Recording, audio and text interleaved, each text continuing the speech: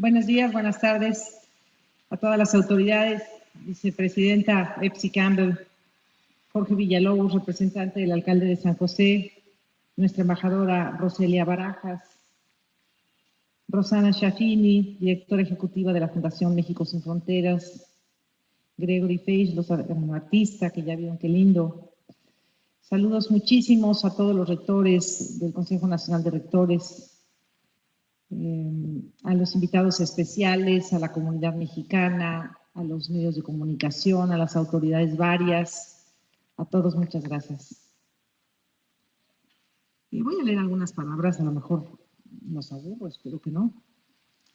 Pero como dijo la vicepresidenta, pues yo soy obcecada con saber más de Rogelio. Entonces traigo algo más en esta ocasión para compartir. Pues bien, jamás imaginé que seguir los pasos de don Rogelio Fernández Güell nos reuniese el día de hoy a académicos y personalidades. Muchas gracias. Quiero compartir con ustedes cómo hallé a este prócer costarricense. La historia, hay que levantarla, La historia de esta patria y la historia de la nuestra. Si es que no puede estar. La historia comenzó y las de nuestras patrias haciéndose preguntas. ¿Qué vemos? ¿Qué ha pasado? ¿Qué puede acontecer en nuestras vidas, en nuestras naciones, en nuestras comunidades, en el mundo, más allá del mundo, en el universo? Yo no soy de profesión historiadora, es preciso ponerlo por delante, pero por razones metodológicas siempre recaen en la historia de los textos que estudio. Hace más de un lustro leía con sorpresa en un compendio historiográfico sobre la Revolución Mexicana de 1910 que un poeta nicaragüense, su nombre es Solón Argüello, gritaba a un pueblo distraído, casi frente a la Alameda, que ayudase a evitar el derrocamiento del presidente Francisco I. Madero el 18 de febrero de 1913. Quienes lo oían se seguían de largo. Eran los días más horrendos que vivía la Ciudad de México, llena de cadáveres y fusilería. Militares, policías, estado de sitio, bombardeos y desconcierto. Mi pregunta simple, sencilla, quizá la de cualquiera, fue: ¿qué hace un poeta extranjero defendiendo a un presidente mexicano? A esta siguió: ¿quién quiere matar a un presidente y por qué? Enseguida, otras más específicas. ¿Cómo fue que asesinaron a Francisco I. Madero, elegido por el voto mayoritario de los mexicanos y el presidente más demócrata que hemos tenido? ¿Cómo es posible que haya un pueblo que se siga de largo como si nada ante un golpe de Estado? ¿En verdad un pueblo puede mantenerse absorto ante una calamidad tan grande? Pues bien, son preguntas simples que en mentes en ascuas como la mía se volvieron pesquisas. De Solón Argüello me bebí todo, publiqué todo cuanto he hallado. Y encontrándole, apareció Rogelio Fernández Güell, otro poeta que, amigo del presidente demócrata, luchaba en el ocaso del régimen maderista contra tal ignominia. Golpe de Estado, crimen y fin de una gloriosa etapa democrática de México. A la fecha me he bebido todo y he publicado casi todo cuanto he hallado sobre el paisano de ustedes. En aquellos años, a Argüello y a Fernández Güell los buscaba por separado, pero ellos iban juntando gracias a los documentos que hallaba, los periódicos que consultaba.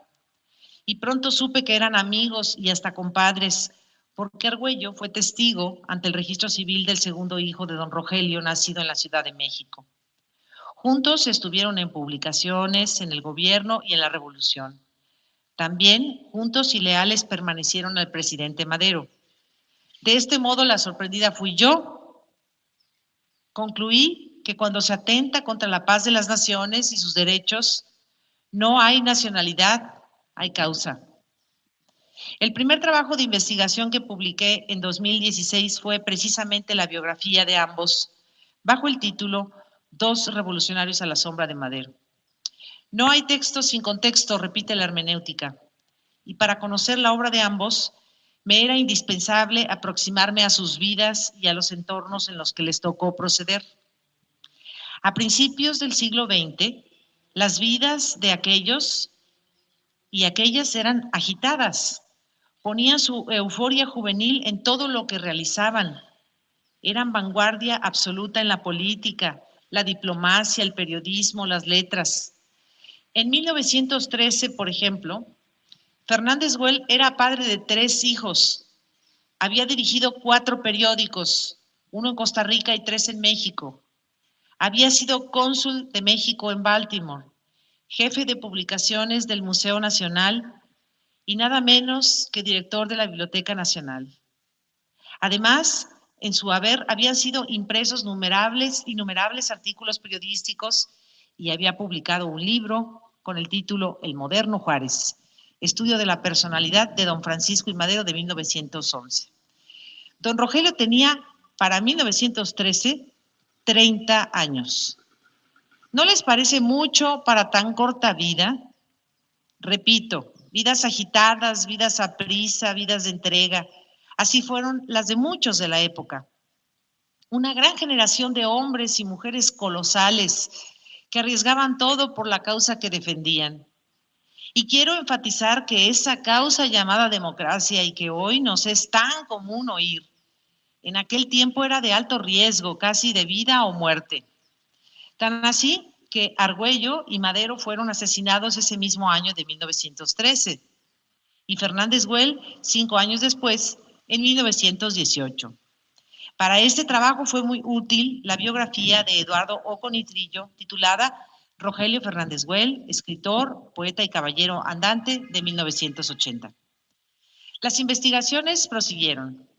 En 2017, la revista Estudios de Costa Rica publicó mi trabajo que llevó por título Madero, un santo, a geografía espírita liberal en un escrito de Rogelio Fernández Güell de 1911.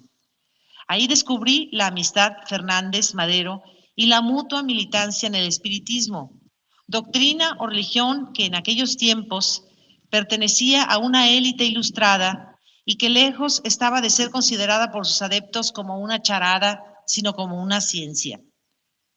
Por cierto, una de las canalladas más grandes de la prensa mexicana contra Madero fue burlarse de él por ser espírita y poner en tela de juicio que era posible hablar con los difuntos y recibir guía de ellos, cosa que para mí es un enigma y de lo cual me abstengo de opinar, porque en otros órdenes muchos creemos en cosas que nunca hemos visto, como en Dios. En 2018 pude por fin publicar en México ese gran testimonio de Rogelio Fernández llamado Episodios de la Revolución Mexicana. La primera edición data de 1915 en la imprenta Trejo Hermanos de San José. Fue hasta 1973 que Víctor Manuel Arroyo lo recuperó aquí, edición que fue importantísima para mi trabajo y que se conociera en México en el centenario del asesinato de su autor. Este rescate literario lo acompañé con un prólogo que titulé Retratos de una tragedia y agregué todas las fotografías que contiene el volumen original que no aparecieron en el trabajo de Arroyo de 1973. Y así, el 15 de marzo de 2018, al conmemorarse el primer centenario luctuoso de Rogelio Fernández Güell, en la ciudad de Puebla, México, nos reunimos varios colegas universitarios abordando el legado de nuestro personaje. Esta jornada, que se conoció en Costa Rica, fue el inicio del proyecto titulado Rogelio Fernández Güell, Política, Testimonio, Poética y Heroísmo, bajo el sello de la Universidad Nacional de Costa Rica, al que se sumaron algunos pares académicos de este país y lo vamos a presentar en la tarde. Mi aportación en este volumen se llama Episodios de la Revolución Mexicana de Rogelio Fernández Güell, un testigo de primera línea del ascenso, apogeo y descenso del maderismo. Este es el resultado del trabajo bilateral México-Costa Rica que desde 2018 hemos hecho en honor a don Rogelio. A la reedición de su gran crónica sobre la Revolución Mexicana siguió un artículo titulado Un cercano amigo de Francisco I. Madero, que me publicó una revista costarricense, Temas de Nuestra América, primero publicado en 2017 y después en 2019 recogido en el libro Exilio y Presencia, Costa Rica y México en el siglo XX, coordinado por Maribel Soto Ramírez de la editorial de la Universidad Nacional. En octubre de 2019, la revista Cultura publicó mis palabras de agradecimiento al recibir la Orden de Mérito Morista por la Academia Morista, donde hago también un sentido agradecimiento al legado del poeta. En aquella ocasión, también inauguramos la exposición La Cólera Celeste en la Biblioteca Nacional. En todos los trabajos antes citados, me he enfocado en la biografía de don Rogelio y sus aportes a la política mexicana, su labor consular y en la administración pública. Su perspicacia y agudeza como periodista y articulista y su amistad con Francisco I. Madero. He dedicado menos a sus exposiciones filosóficas, no todas de corte espiritista y casi nada a su obra poética. Y es acerca de esto último, la poesía, por la que inicié todas las búsquedas sobre los periodistas y poetas que participaron en la Revolución Mexicana. Miren, nada más es lo que he dejado para el final. Actualmente pretendo hacer una antología lo más completa posible de su obra poética. La tarea no ha sido fácil. Una del trabajo ha consistido desde 2017 en ir acopiando estos materiales en los periódicos y en las revistas. El único poemario completo, preparado por él, que yo conozca, se llama Lola, Romance de Costumbres Nacionales, de 1918. Y aunque todo indica que él supervisó la impresión, no pudo conocer la versión final a causa de su asesinato por órdenes de Federico Tinoco. Es curioso, porque parecida suerte corrió otro que don Rogelio menciona en mi testamento literario. En enero de 1913 se imprimían los pliegos de uno que se llamaría Los Andes y otros poemas, y cuando vino la decena trágica que Josefina MacGregor bien ha corregido y llamado Quincena Trágica, el golpista Victoriano Huerta mandó detener todos los trabajos de impresión del Museo Nacional de Arqueología, el cual iba a ser la casa editorial. Como sea, esta decisión, aunque a los buscadores de poemas viejos nos duela, terminaría siendo el menor de los problemas de los maderistas, porque el nuevo régimen militar se entregó por entero a perseguir a los adeptos políticos del presidente caído. Fue así como asesinaron al nicaragüense Argüello y decenas más de simpatizantes. Otros fueron encarcelados, incluidos, por ejemplo, diputados, o optaron por huir o exiliarse. Todo lo que don Rogelio tenía en casa fue requisado. Pudo huir con su esposa e hijos, pero no logró llevarse consigo libros, papeles, manuscritos ni enseres personales. Menciona Rogelio la existencia de un poema en 3 cantos llamado María y otras composiciones, pero no existe un poemario que él haya publicado y no he encontrado a María, por cierto. Hasta ahora este trabajo hormiga de recopilación me ha permitido hallar varios. En México, cuando menos, aparecieron versos suyos en estos periódicos: El Tiempo, El Amigo del Pueblo, La Época y Nueva Era. Los títulos hallados son Tierra en el Tiempo, 1907, A la Paz, soneto dedicado al presidente electo Francisco I. Madero, En América, El Brindis de Petronio, Canción, En la Sierra, La Amenaza del Cíclope, A la Conservación de la Paz en América y María Magdalena, del cual ya tenía una versión previa publicada en Costa Rica en 1905, y Canción de Amor en la Playa, que pudieron leerse en La Época. La Época lo dirigía él. En revistas costarricenses se han hallado varios. En la Pandemonium, por ejemplo, publicó en 1903 los poemas Luz, Luz, más Luz, La Calumnia, La Leyenda de Boruca. En Páginas Ilustradas, ambos de 1905, el relato Cristo y Quijote y el poema María Magdalena. Esta última pieza se imprimió, como les dije, en el periódico La Época de México. Y de 1906, El Mirador de América.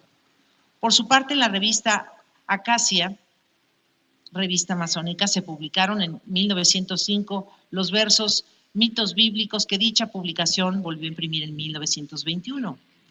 Tras su muerte, esta misma revista estampó entre 1920 y 1921 El mito de Adán, El pecado de Adán, El mito de Caín y Abel, los ensayos Varios mitos de la Biblia, de 7 páginas, y El diluvio universal, de 9. En la revista Fígaro, de 1915, salió el poema Sol de Sangre, mientras que en Atenea de San José, después de su muerte en 1918, La Loa a Costa Rica, La Elegía, Cuando yo muera, y La leyenda del Cíclope, los dos últimos aparecidos en México en 1912. Sobre este último, La leyenda del Cíclope, quiero hacer este mínimo comentario. Fue dedicado a su primo Tomás Soleil-Well. En México, hago notar, había publicado una variante con el mismo tema titulado La amenaza del Cíclope, pero dedicado a su amigo Solón Argüello.